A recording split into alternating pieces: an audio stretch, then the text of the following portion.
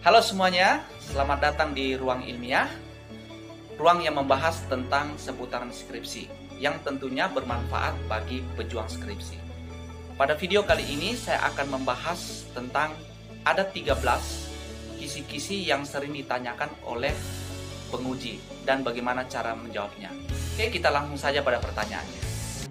Sebelum dilanjutkan, jika video ini bermanfaat, jangan lupa dukung terus channel ini dengan cara subscribe, dan jikalau tidak mengganggu, bunyikan loncengnya agar sahabat semua mendapatkan notifikasi dari Ruang Ilmiah. Pertanyaan pertama, apa judul penelitian saudara? Pertanyaan ini masih sangat mudah. Tetapi walaupun sangat mudah, banyak yang gugup atau tidak bisa menjawabnya.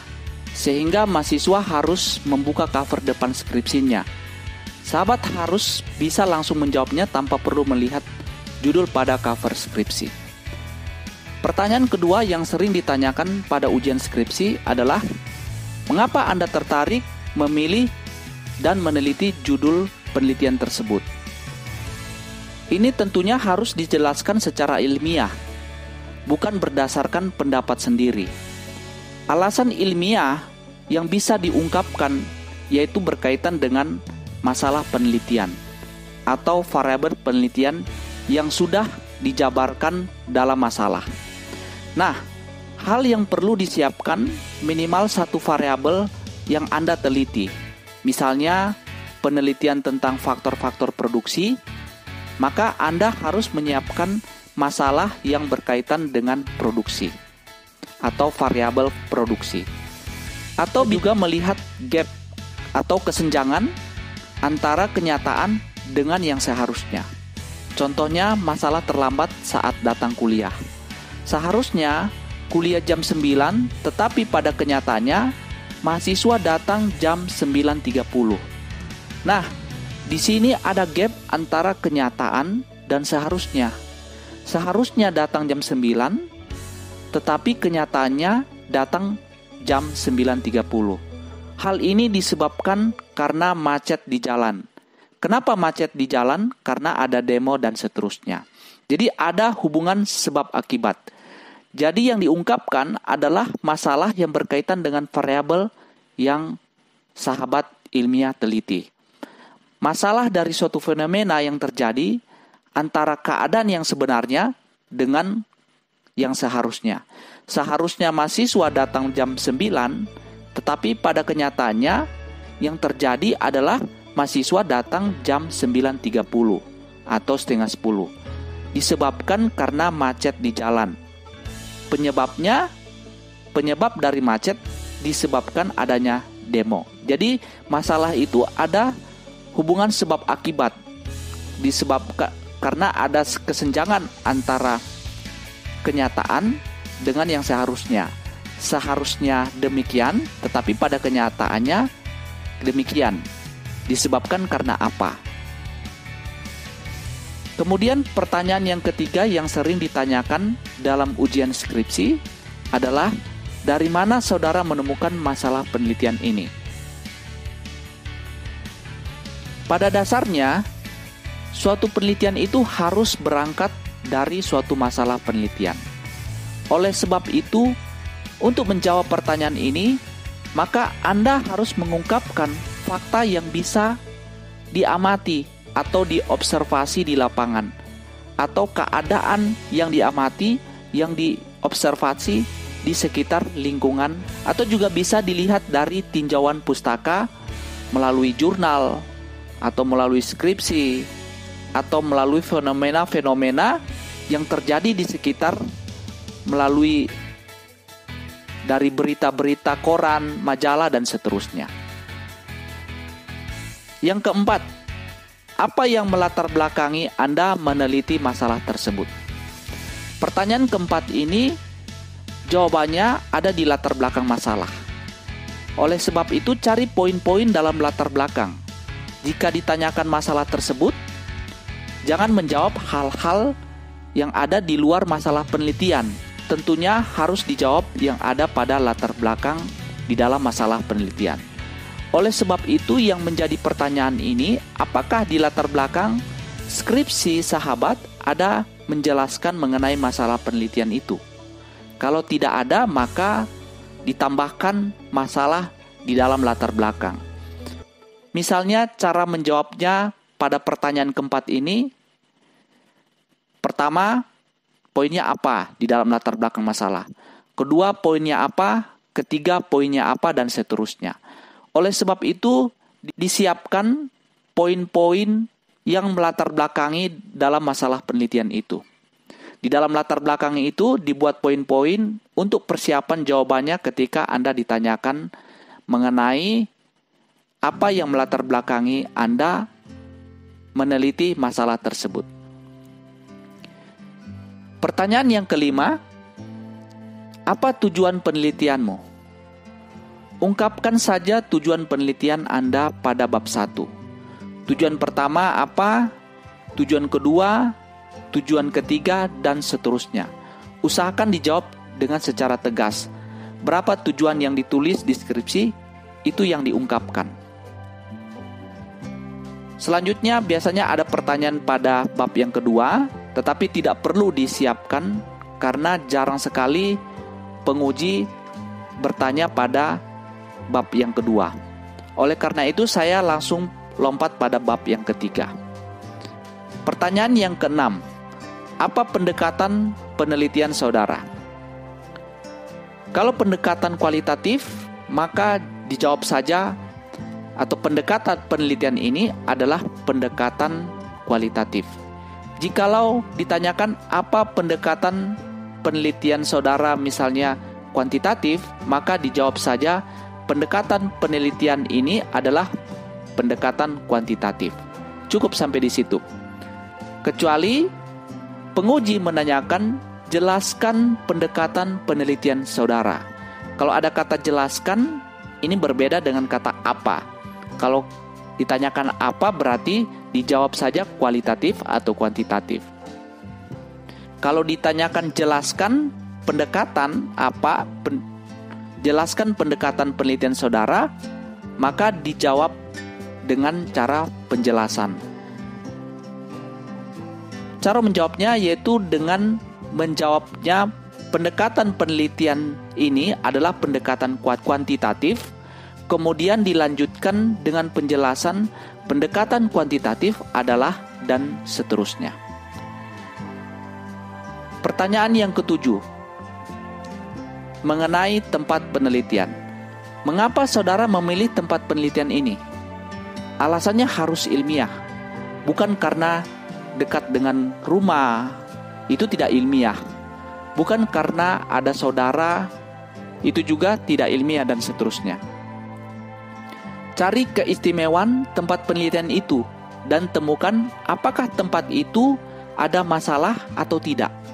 Misalnya di tempat itu saya menemukan masalah ini dan itu. Penjelasan ini kembali lagi pada fenomena sosial atau fenomena alam yang terjadi. Mahasiswa harus menjawab dengan menjelaskan masalah apa yang terjadi mengenai fenomena-fenomena yang berkaitan dengan Anda teliti. Jadi kembali lagi yang dijelaskan masalah dari fenomena tersebut. Penjelasan ini harus bersifat ilmiah. Jangan menjelaskan dengan cara tidak ilmiah. Kemudian yang kedelapan, apa bedanya unit analisis dan responden? Pertanyaan ini juga sering ditanyakan. Perbedaan dari unit analisis dan responden. Jadi kalau ditanyakan unit analisis, artinya sampai level mana penelitian itu dilakukan. Unit analisis yang berupa manusia dapat berarti manusia sebagai individu. Manusia sebagai individu tentunya berkaitan dengan kelembagaannya atau lembaga di mana dia tempat bekerja atau sebagai profesinya. Misalnya lembaga agama, maka sebagai individu ada ustadz atau ada pendeta dan seterusnya. Jadi individu ini berkaitan dengan lembaga, sehingga itu disebut sebagai unit analisis sebagai individu dalam artian berupa manusia. Juga keluarga, kelompok atau organisasi, komunitas, dan masyarakat. Ini adalah unit analisis yang berupa manusia. Kemudian ada juga unit analisis berupa organisasi. Hal ini berupa organisasi dalam skala atau level kecil atau terbatas seperti sekolah, pesantren, organisasi mahasiswa jurusan, dan lain sebagainya. Maupun dalam skala besar seperti ormas besar, perusahaan, dan lain-lain. Juga ada unit analisis yang berupa benda. Hal ini dapat berupa buku, kitab suci, pikiran atau gagasan, naskah, undang-undang, kebijakan-kebijakan, dan lain-lain. Selain itu, ada juga unit analisis berupa wilayah. Hal ini bisa berupa wilayah administratif, dan seterusnya. Saya contohkan pada pertanyaan ke-8 ini yang membedakan antara unit analisis dan responden. Contohnya dalam bidang pertanian. Kelompok tani itu adalah unit analisis. Sedangkan petani di dalam kelompok tani itu dijadikan sebagai responden. Jadi, sampai di sini pertanyaan ini, maka saya berharap mahasiswa bisa membedakan antara unit analisis dan responden. Pertanyaan ke-9. Data dan informasi. Apa bedanya? Data adalah sekumpulan fakta mentah. Sedangkan informasi adalah data yang sudah diolah atau yang sudah dianalisis sehingga menjadi informasi. Melalui data mentah itu kemudian dianalisis atau diolah menjadi sebuah informasi. Sehingga informasi ini yang menjawab pertanyaan penelitian atau rumusan dalam masalah penelitian itu. Contohnya saja di dalam bab 4, hasil dan pembahasan itu adalah sebuah informasi. Dalam kesimpulan itu adalah informasi. Sedangkan datanya biasanya pada lampiran, yaitu data-data mentah yang kita ambil, yang tentunya belum diolah, yang diambil langsung dari lapangan atau diambil dari tempat penelitian, maka itu disebut sebagai data. Kemudian diolah dan itu menjadi sebuah informasi yang berguna dan bermanfaat bagi pembaca. Pertanyaan yang ke-10, bagaimana cara memperoleh data? Cara memperoleh data, maka disebutkan saja data primer atau data sekunder, atau data primer dan data sekunder. Kalau data primer itu adalah data utama yang dijadikan solusi atau masalah di dalam penelitian. Data primer ini sebagai patokan utama untuk menyelesaikan masalah dalam penelitian. Sedangkan data sekunder adalah data pendukung di dalam penelitian. Contohnya kalau mahasiswa mengambil data langsung dari petani melalui kuesioner, maka itu adalah data utama atau data primer. Tetapi jikalau kita ingin mengetahui gambaran wilayah mengenai identitas dari responden seperti jenis kelamin atau data yang diambil atau yang bersumber dari BPS, maka itu disebut sebagai data sekunder. Kemudian yang ke-11, pertanyaan ke-11, jelaskan populasi dan sampel. Hal ini berbeda antara populasi dan sampel. Jelaskan saja tabel tentang populasi dan sampel. Dan jelaskan juga kenapa mengambil sampel dengan cara seperti itu. Berapa jumlah populasi, kemudian kenapa mengambil sejumlah sampel tersebut. Misalnya populasi 100, maka sampelnya diambil 30. Kenapa mengambil 30 dengan cara perhitungan misalnya menggunakan rumus Slovin dan seterusnya. Kemudian pertanyaan ke-12, apa temuan dari penelitian yang saudara lakukan? Ini biasanya pertanyaan pada akhir-akhir, atau bisa juga ditanyakan pada awal atau pertengahan, tergantung dari penguji. Jelaskan saja yang ada di kesimpulan. Jika dalam kesimpulan ada 4 hal, maka disebutkan saja 4 hal tersebut secara tegas. Misalnya 1, kesimpulan pertama apa, kesimpulan kedua apa, kesimpulan ketiga apa, dan seterusnya. Oleh karena itu dalam kesimpulan itu jangan terlalu banyak. Kesimpulan itu menjawab dari tujuan penelitian. Kalau tujuan penelitiannya 4, maka di dalam kesimpulannya juga 4. Oleh karena itu, kalau dalam pertanyaan ini ditanyakan apa temuan dari penelitian yang saudara lakukan, maka disebutkan poin per poin di dalam kesimpulan itu secara tegas dan secara singkat.